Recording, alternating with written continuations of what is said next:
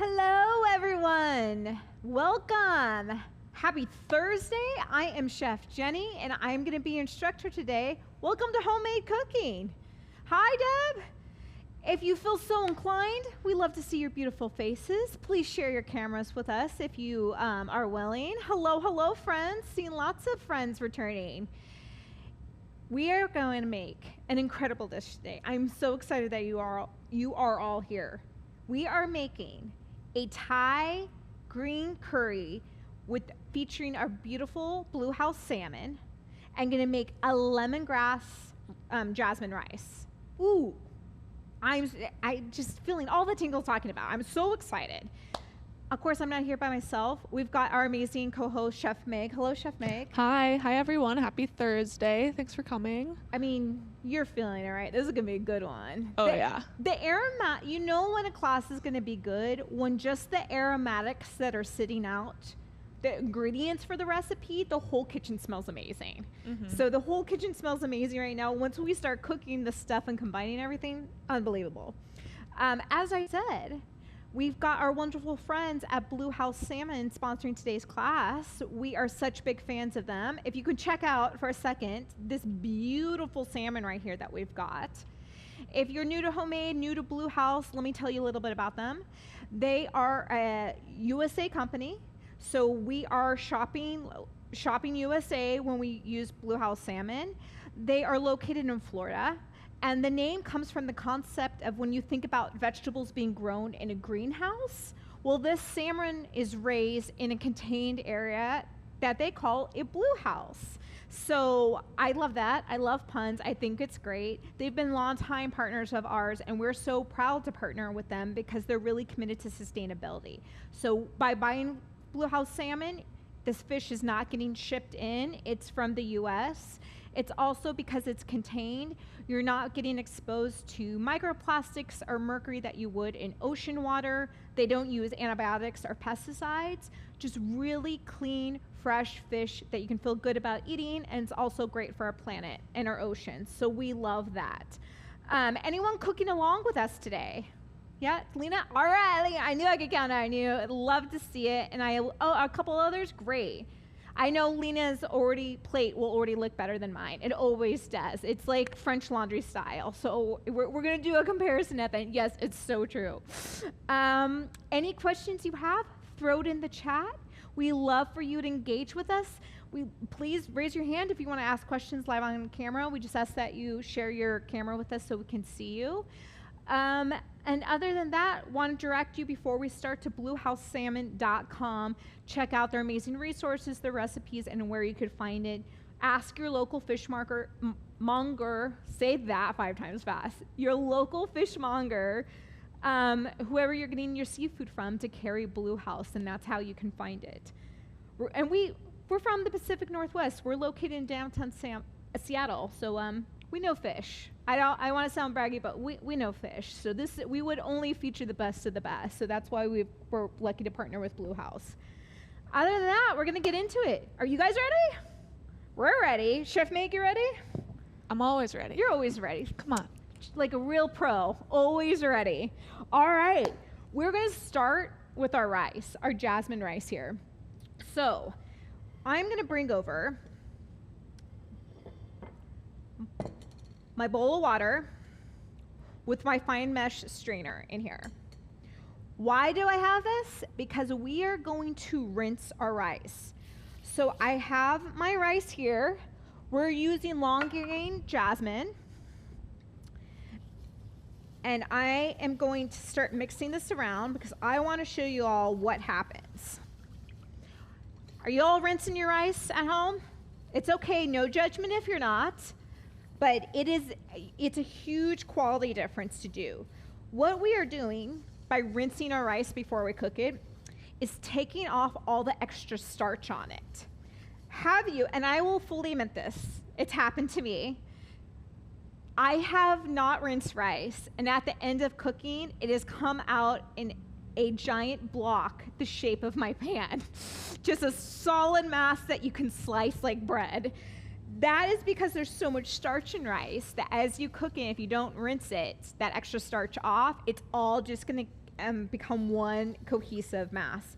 Did I still eat it? Yeah, I still ate it. It's carbs. I don't throw out carbs. But in the future, I should remember always to rinse. So as I'm just stirring around here, if you can see, top down perhaps. Okay, can you see how cloudy that water is? That's all the extra starch that came off it.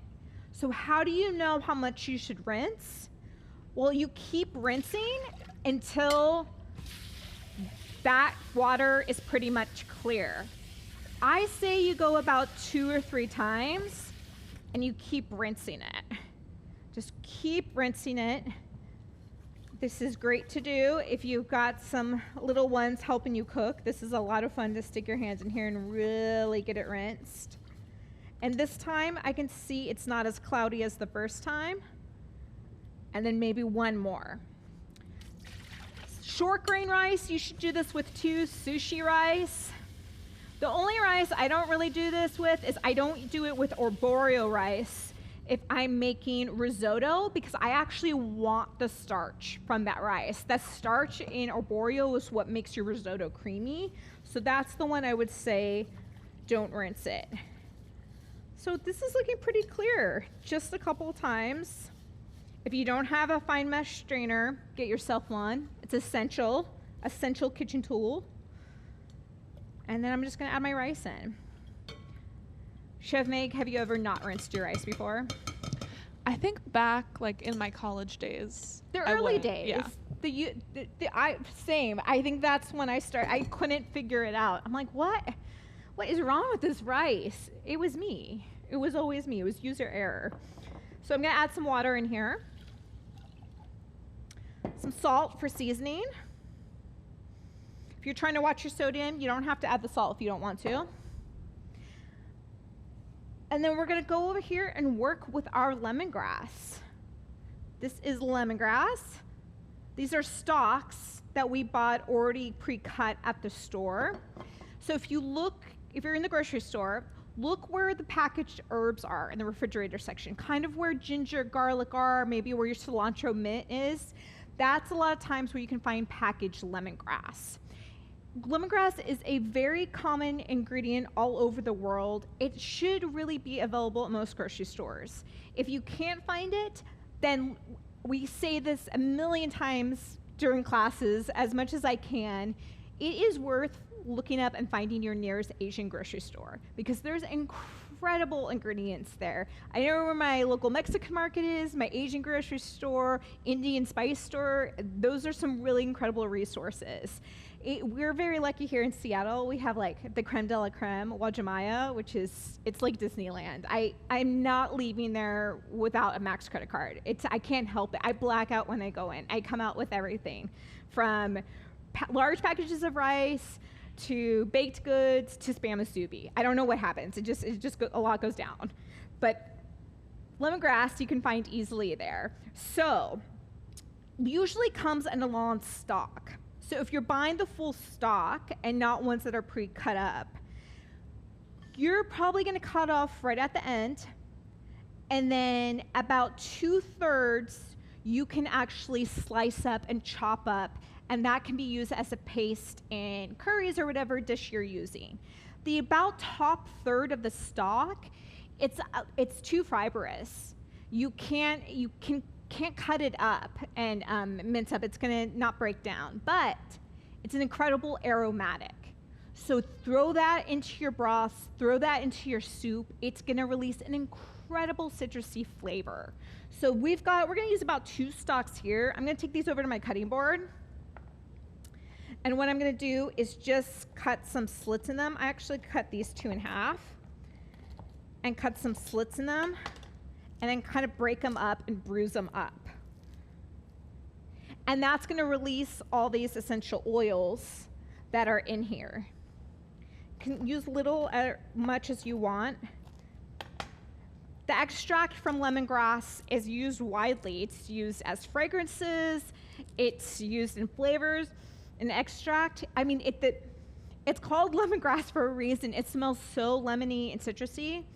It's incredible. So just by cutting those little slits and bruising it, I'm adding it here into my rice. And then I'm just going to stir this a little bit together, get all that salt and everything mixed in. If you're not too sure if this is your flavor profile, you use as little or as much as you want. But it's going to perfume and infuse this rice and just create an incredible depth of flavor. And we're going to pull those stalks out when the rice is done. So we're not actually consuming the lemongrass, it's just there to infuse and perfume. So I'm going to bring this up to simmer and then reduce it and cover it. Like, if you've got a rice cooker, use a rice cooker because it's amazing. My rice cooker at home, foolproof. For over the stove, I would check it at 15. There shouldn't be any moisture left. It should be fully absorbed all the water, and it should be able to be fluffed up with a fork. So I'm going to bring this up to simmer, and then I'm going to cover. Any questions about that? If you wanted to add some ginger in here, some garlic, other aromatics, go for it. But we have so much flavor in our curry. We don't want the rice to compete with that. We just want it to be a really nice complement to it. So we'll add that in, bring it up to a little simmer, and then reduce it down and let it cook. Yes, Chef Meg, do we have a question? Yes. Someone was wondering, when they buy that lemongrass and they have leftover, what are some things that they could use it for? You can absolutely freeze it and save it for other recipes. You can make tea out of it. So you can bruise it and add some ginger in there and make a beautiful tea out of it. You can add it to, if you're making iced tea as it's getting warmer, you can use it to infuse your iced tea and then just strain it out. You'll have a beautiful flavor there. Lemongrass is really used medicinally a lot. So one of my favorite fun facts looking up lemongrass is that the oil extracted for it is a natural deterrent to mosquitoes and flies. As summer approaches, like, I really like that. But a lot of people make tea out of it. So you can flavor syrups with it for summer cocktails. You can use a lot with it. Make a little simple syrup, equal parts sugar, water. Add this, bruise this up, add it in there, bring it to simmer, let it sit and infuse for 15, 20 minutes, maybe half an hour, strain it out, and then you'll have this beautiful lemongrass simple syrup. There's not a delicious alcohol I can think of that wouldn't be beautiful in that. Or you add sparkling water and you can make a really nice soda out of it, a lemongrass soda. It'd be lovely. So we've got that. There's also, if any of you are familiar, there are these concentrated like garlic, ginger, or herb paste, and they come in almost like a small toothpaste. You know, yeah, a lot of you are nodding your head. There's like concentrated herbs. Sometimes there's sold in the refrigeration section. Sometimes they're sold in the frozen section. You can just take pure lemongrass puree and add some of that in here too. Another thing, if you have extra, is the bottom parts you can finely slice up, and then I would even additionally add those slices and put them in a food processor and really blend it up into a paste. Put that paste into an ice cube tray and freeze them, and then you have lemongrass pucks. And those pucks can go in a freezer safe bag, and then you can just pull one out at a time for when you need it. That's a great trick. So, because a lot of times lemongrass is sold in a large bunch, and you only maybe need a little bit of it. Any other questions, Chef Meg? Could you quickly go over when someone buys a whole stock? Yeah. How would you process it down Yeah. for this recipe? So imagine my stock is as long as this spoon here, if you can see. So this part I'm gonna cut off, so I'm only left with this, because this long part is only gonna be the fibrous part that you can't eat. And then I'm gonna have this part left, and I'm just gonna slice it up into almost like you're cutting scallions, these little rounds. And then these rounds I would additionally add to a food processor or a mortar and pestle. I think food processor go much faster till I get to a paste. And that maybe you can add a pinch of salt in there with it. And then I would freeze that paste in an ice cube tray. Or if I'm only using this amount, this is like a very potent, flavorful amount to add in additionally your curry if you want. You can also add, we'll just save this a little bit, you can also add additional lemongrass to the curry that you're making today. So you just want to do it really fine. It's pretty, it's got a strong flavor to it. So add a little bit, see that flavor, what you think of it, and you can always add more. So my rice now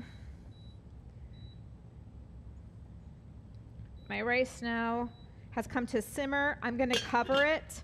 And then Chef Meg, I do not trust myself as I'm talking about the curry. So can you set us a little timer in about 15 minutes? We'll check this rice. Absolutely. How's that sound?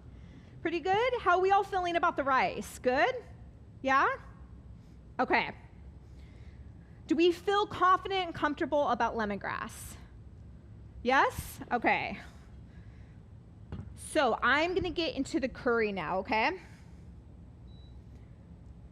We have a beautiful new Dutch oven, which I love. It's stunning. So we're going to use a large Dutch oven. What you're looking for is a high-sided pot. So to this, because we're going to fit our 4 salmon fillets along with our curry in here. So large high-sided pot. You also want a lid to be able to be on it. We are going to start off with a red onion. If you don't have a red onion, that's okay. You can use white, but I think we're going to get a lot more flavor for here. Red onion's pretty potent, so we're only going to use a quarter of this onion. Take that here. I'm going to finely slice it up. The onion gods are being generous today. I'm not crying, but just for a little bit of tricks with onion, make sure you're nice, really sharp. Make thin slices here. A dull knife will actually press more of that gas that makes you cry out of the cells. The onion gas is attracted to water. So if you put a wet cloth around your cutting board, a lot of times that will absorb the water.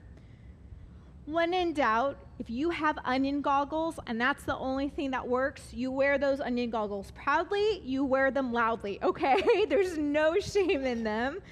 I used to sell onion goggles and I have no problem with that. To each their own. And if you have an oven vent, put on your oven vent. The vent will help cut near the oven and it'll kind of absorb that. So we're just gonna slice up our red pepper here. Going around taking the core out. Who's growing red bell peppers? Is anyone trying? That is the one I've had the least success with in my garden, is red bell peppers. The bugs always get it. So I'm really impressed if any of you are able to go all the way and grow red bell peppers. I need a gardening Yoda to live at my house and walk me through a summer season of how to not get my veggies eaten by buggies or critters. So we've got a bell pepper here. I like the sweetness of bell pepper, of red. The green's a little more pungent to me because it's newer, it's younger, so it's got a little bit of a different flavor profile. Orange and yellow would have, I think, a more similar profile to red. I think green bell peppers might be one of the most polarizing culinary ingredients that exist. You want to talk about getting people hot? Is ask them, do you like green bell pepper on a pizza? Yes or no? Watch the conversation explode. I've already seen some people go, no. All right, we're just going to add a couple tablespoons of vegetable oil here. And we're going to add in our bell pepper, our onions, and that a little bit additional lemongrass. Why not? And this is going to be and we're going to add our curry paste. And this is going to be the start of our curry. So, we're making Thai curry. We're making Thai green curry. Of course, I am not Thai, so if any of you do have an experienced background in making your own curry, we want to hear from you. Please put it in the chats, put your experiences in the chat. We love to hear your tips and experiences. A lot of cooks can make this paste from scratch. There's also store-bought paste. You can go in the grocery aisle and find pre-made yellow, red, green. Green is going to have green chilies in it and a lot more herbs. And we've absolutely got a store-bought one here, and no shame in it. You do whatever you're comfortable with and whatever recipes you got, whatever time you got. So we've got some store-bought green curry paste, and we're going to add it in here with our veggies. So what we're doing, why we're adding this in the oil, is because that curry paste in the oil, just like in Italian cooking, how you would kind of toast tomato paste to get an extra depth of flavor, we are toasting this green curry paste to get a really kind of bloom it, almost. That's how I would describe it. We're blooming it. As it heats and toasts a little bit in the oil, only for a couple minutes, it's just going to release all these aromatics. So green curry, from my research, most commonly found starting around in the early 1900s in Thailand. There's different varieties. There's red and yellow as well. Yellow's really more pronounced with a turmeric flavor. That's how it gets its color. Red is red chili. This green curry, like I said, has a really strong presence of herbs and green chilies. Also in green curry paste, you can find shrimp paste, green chilies, ginger, shallot, lemongrass. So we're having additional lemongrass in here, cumin, coriander. Of course, with any type of dish from any type of culture, we're always kind of teaching you one version of it that we made for you, created for you, the home cook. There is based on what household you're in, what region you're in, what season you're in, what might go in this pot can totally be different. Same for true, I'm Mexican, mole is going to be something different based on which house you go to. I'm Italian, the Sunday gravy is going to be different depending what house you go to. So this is kind of just one version interpretation of it. Man alive, Chef Meg, can you smell that? Absolutely. 2 minutes. I wish you guys could smell this. It's so beautifully pungent and aromatic. Lemongrass smells like lemon. It smells very citrusy in here and very herby. It's quite divine. Okay, I can't stop. I'm going to be doing that for the rest of class, is just smelling it. So you kind of see that paste and how it fries. Does anyone have questions about that? That makes sense to us, that you would fry and toast a paste a little to get a concentrated flavor? Okay. Next up, we're going to add some additional flavors. We have fish sauce. Fish sauce is very popular in Southeast Asia. It's beautiful. It's unbelievable. I think it's an essential kitchen ingredient that everyone should have. What I consider what the flavor profile of fish sauce, it's instant savoriness. It's instant flavor. It's made with fermented fish. It's really, really beautiful. And it will save your gravies. It will save certain braises that you do because it just instantly adds a pop of savory. So we're going to add that in. We have, if you're thinking, I don't know if I've ever worked with that or how do I use this, there's an American version of fish sauce called Worcestershire sauce. Worcestershire, a lot of people don't know, has anchovies in it. So that's kind of our version of a fish sauce.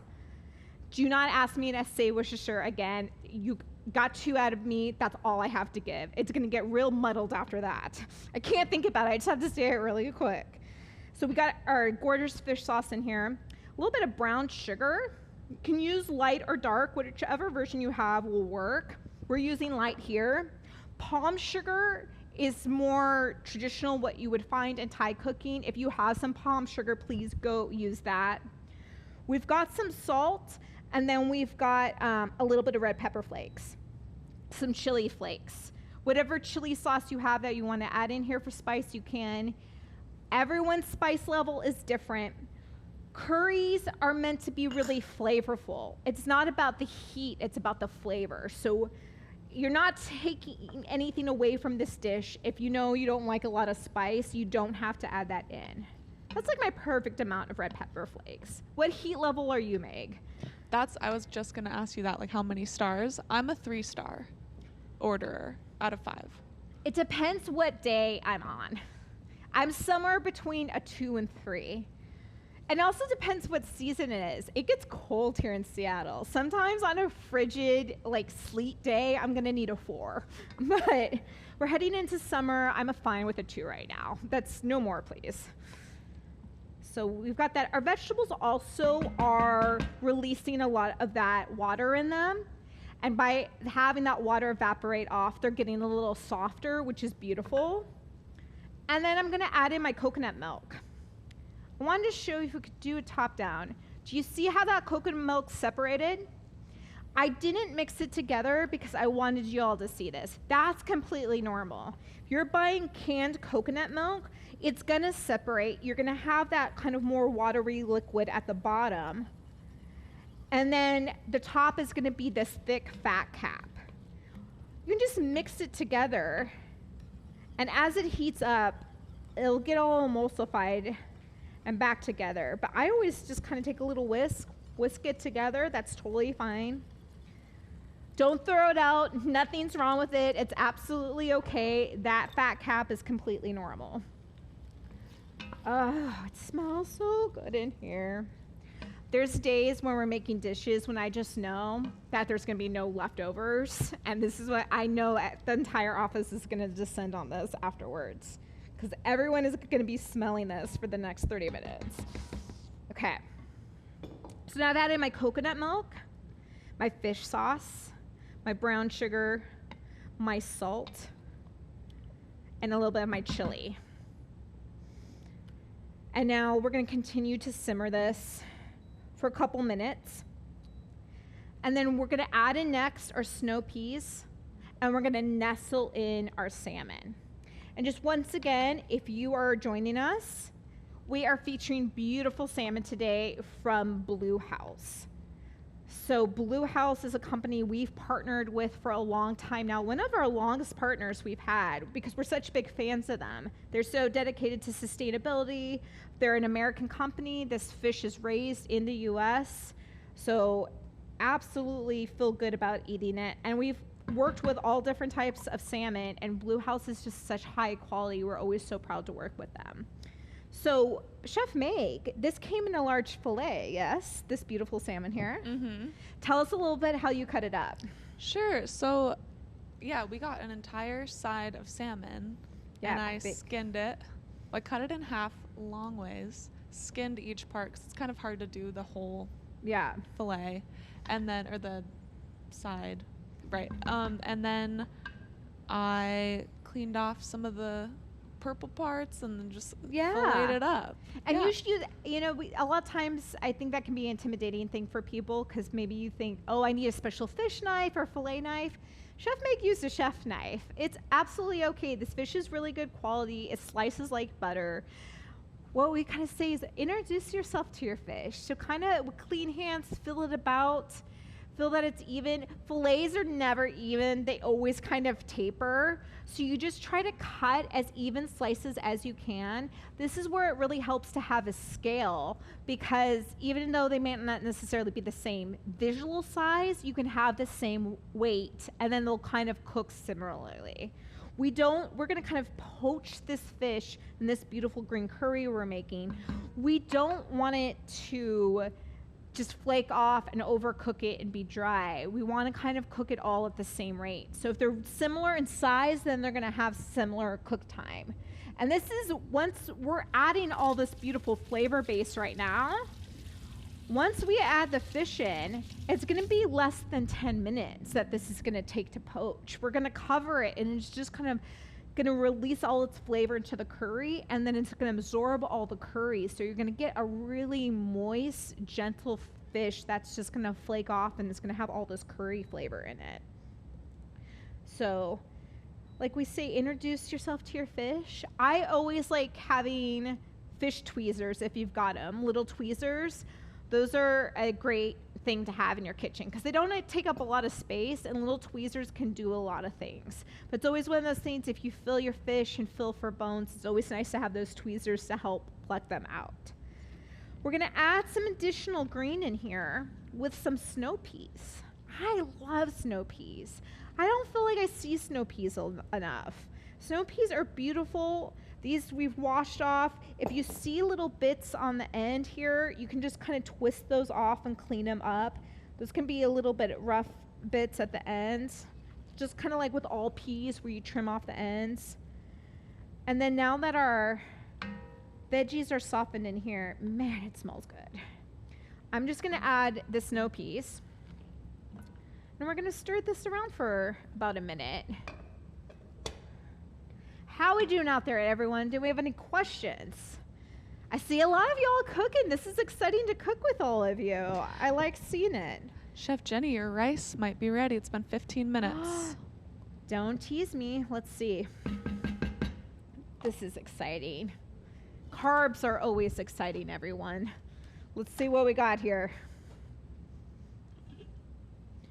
Ooh, and you can see how that lemongrass is right here, just kind of floated to the top. I can see a little moisture still.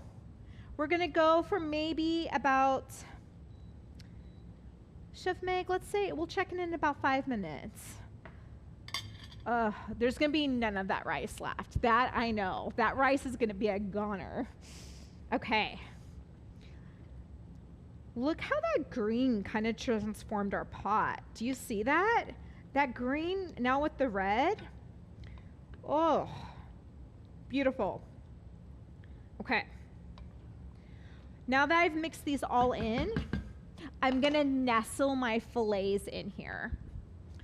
So I got a couple of tools. I think I'm gonna try with just a straight spatula here. Actually, you know what? Let's do a fish spatula. This is a fish spatula. Did you know there's an actual spatula for fish? This is it. If you've ever seen this in the store and like, what is this? Now you know. It's meant to be gentle with fish. Oh yeah, that's the one. And we've kind of been at medium heat this whole time. And that's where we want to kind of keep it. We're going to nestle these in. And then go ahead, feel free to pour some of the veggies over the top. So the fish is just poaching in the veggies. And you know what you can do? I just remembered. I'll season them as they're in here. Season with a little salt and pepper, the top of the fish. But you know, that curry has so much flavor. If you get to do this step, you're gonna be fine. Just a little over. Good chef pinch of kosher salt. And then just before I put this last guy in there, I want to try to get a little bit of the sauce and the veggies over the top of the fish, just as it nestles in. There's no way, it's scientifically impossible for this not to be delicious. Look at that. Man, they fit perfectly, 4 fillets.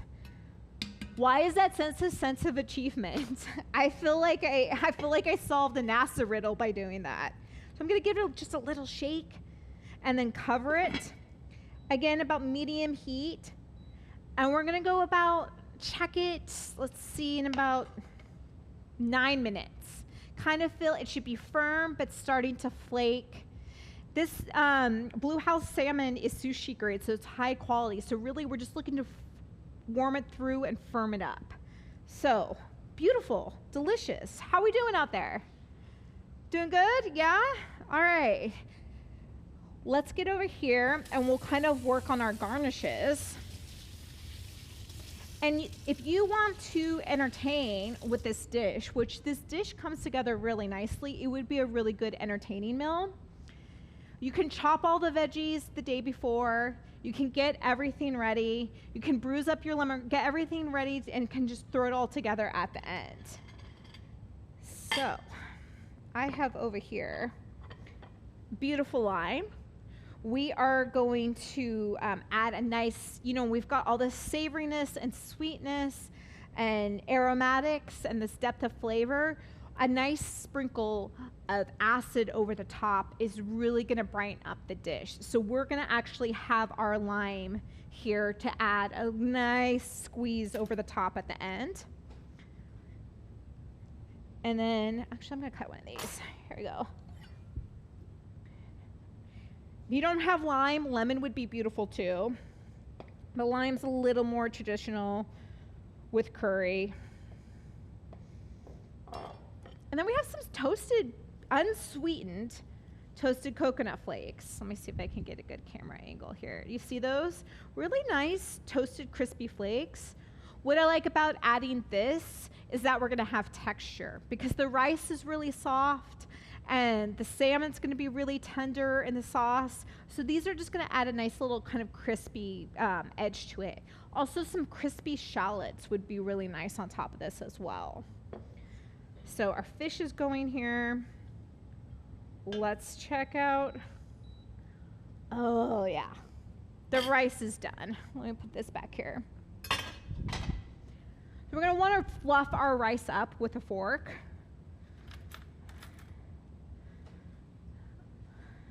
And take out that lemongrass. She has served her purpose. And the hit of lemongrass flavor at the end of this is great. I see that we have a question, Chef Meg. Oh, here we go. And Angie's cooking along. Will you unmute yourself, Angie? Hi, Angie. Hi.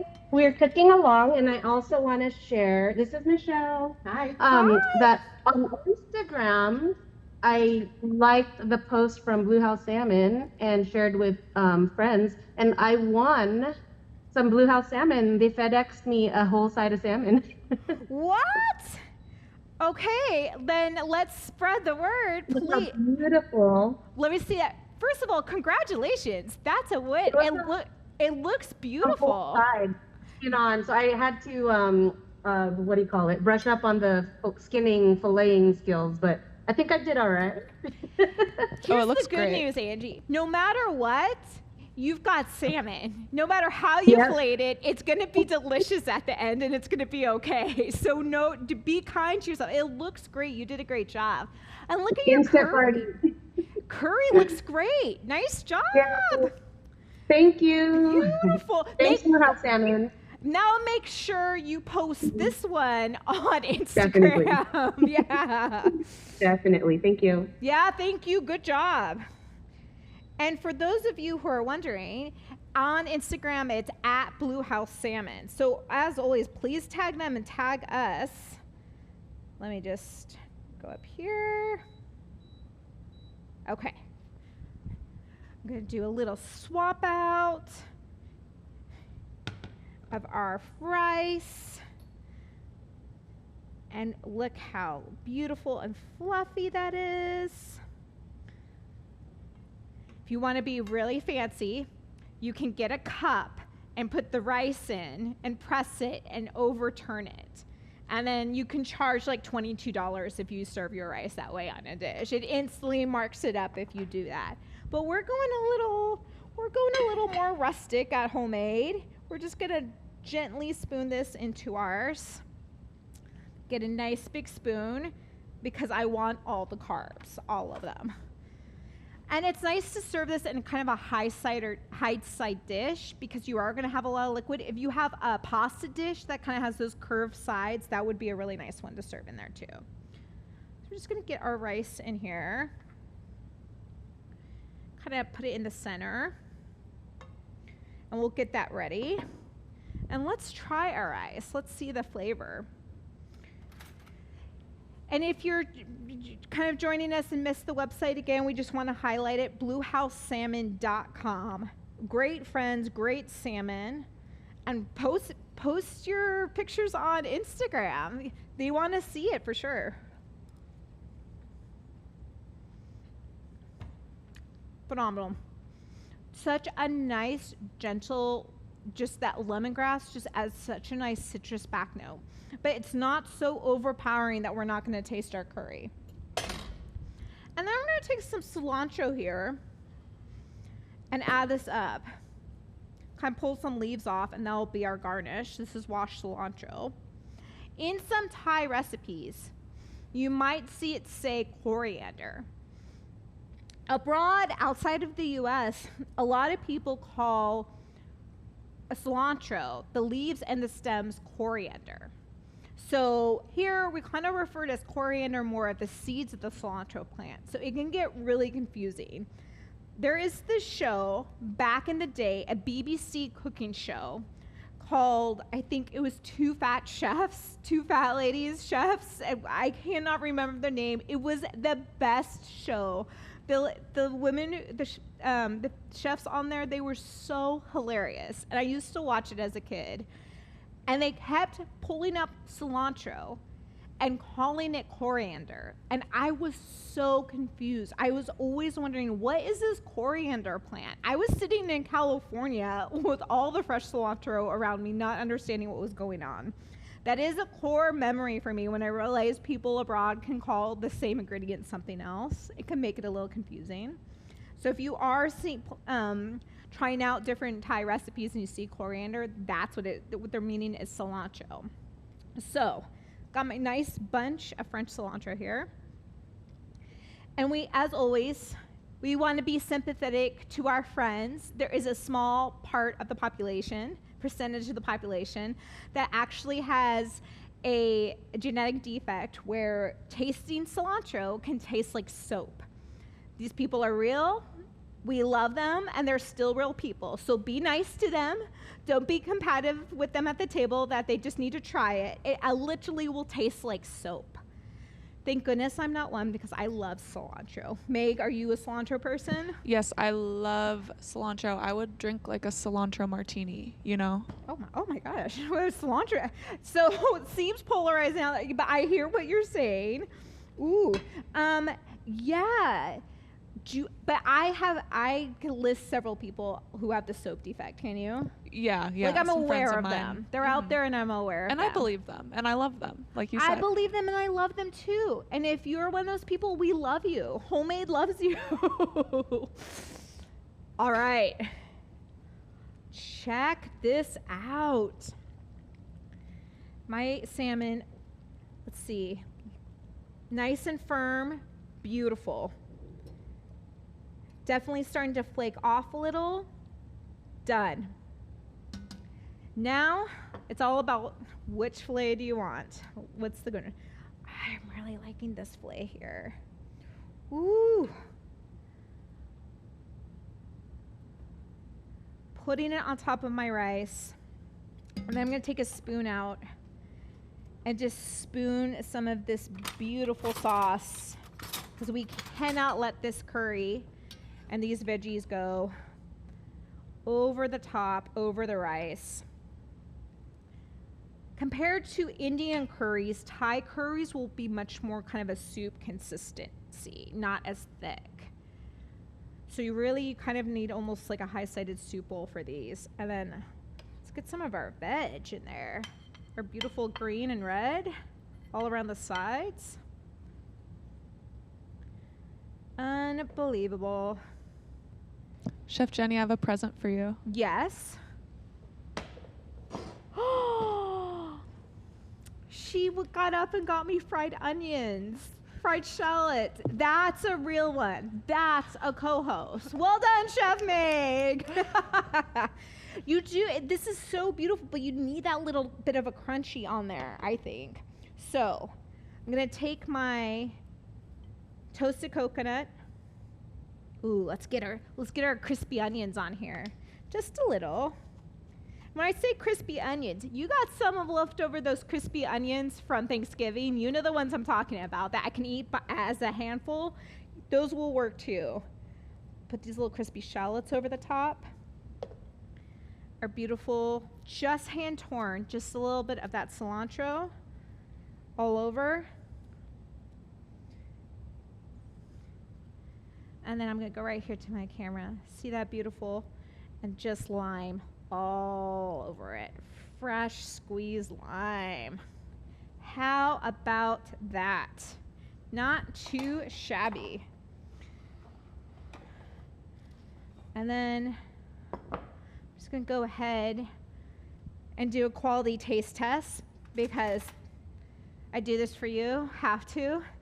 How we doing out there, everyone who's cooking along? You doing good? Yeah, all right. Gonna get into this now. So one more shot of that. Look how beautiful that looks. Oh, and the fish just beautifully flakes off. It's not dry, but it just kind of tender just with a fork. It comes right off. Add that in. Here's to you all.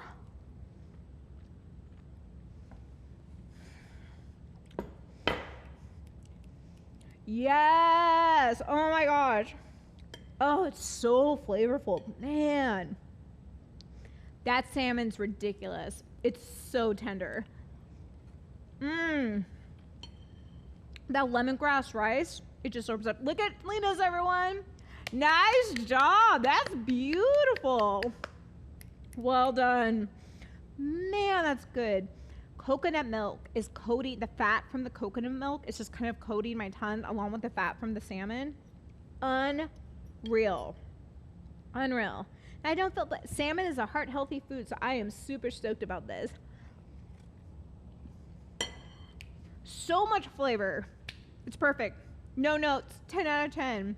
This has to be one of my favorite recipes we've made in a while. We make some good stuff, but... And that came under an hour. This all came together. Unreal. I want to thank you all for coming. Thank you so much for showing up. I want to thank the amazing co-host, Chef Meg. Thank you, Chef Meg. Thank you for making my dinner. For making your dinner. I'm so excited. It smells amazing. All right. It's good. I'm telling you, it's going to descend like a swarm after this is over. We want to thank our incredible friends at Bluehouse Salmon. Just the best people, and we're so excited to partner with them. Again, check them out on Instagram at Bluehouse Salmon and also bluehousesalmon.com. If you had fun today, you want to come back on 5/21 on Tuesday, we are making a lamb tagine. Come check it out. That's going to be really tasty. And then 5/23, I'm going to be here and I'm going to be making a pesto encrusted cod. So really good recipes next week. Hope to see y'all. Until next time, keep on cooking, everyone. And happy curry. Bye, all. Oh, Angie, nice.